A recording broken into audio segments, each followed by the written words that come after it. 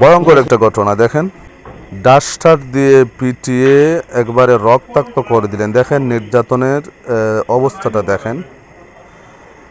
আসলে এই বিষয়টা এত ভয়ঙ্কর বা এত মারাত্মক, আপনারা একটু দেখেন কিভাবে এই ছাত্রীটাকে কি করা হয়েছে।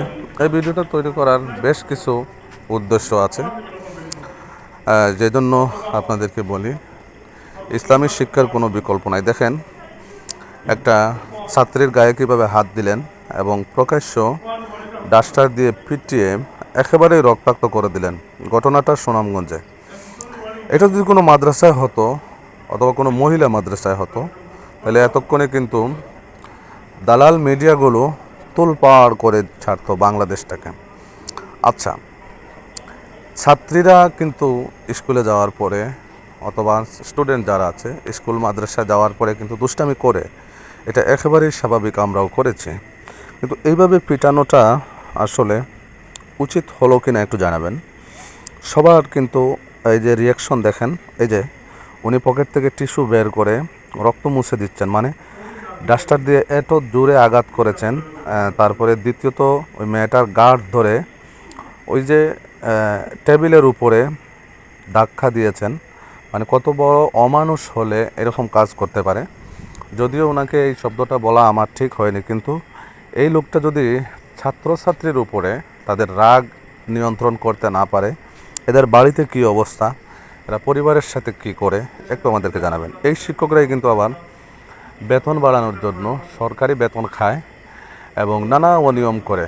অনিয়মের ভিডিওগুলো আমরা কিভাবে ধরবো, অনিয়মের ভিডিওগুলো আপনারা দেখতেছেন। নানা অনিয়ম করে ছাত্রীরা, এই দেখেন উনি বলতেছেন ভিজা একটা কাপড় নিয়ে আসো, এসে রক্তগুলো মুছে দাও। এখন রক্তাক্ত করে ঠান্ডা হয়ে গেছে।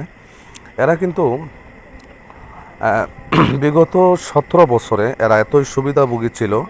কেউ লন্ডনে আছেন কিন্তু বাংলাদেশ থেকে বেতন উঠাচ্ছেন। এরা ঘন্টার পর ঘন্টা অফিসে বসে থাকে, আড্ডা মারে, কিন্তু এরাই বেতনের জন্য রাস্তায় অবরোধ করে, কর্মসূচি করে।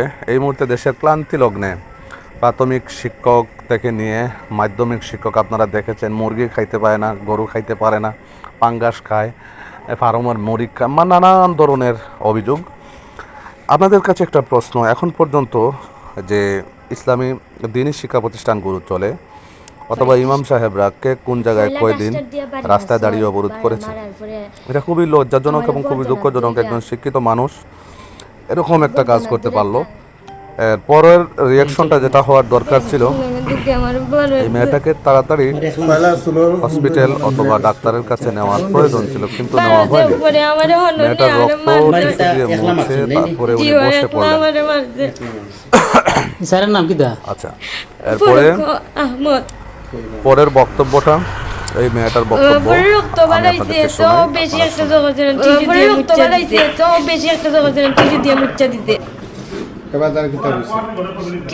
আমার ক্লাসমেট তাই আমার ওয়াশরুম নিয়ে হাত মুখ ধোয়াইছে। তোমার নামটা কি?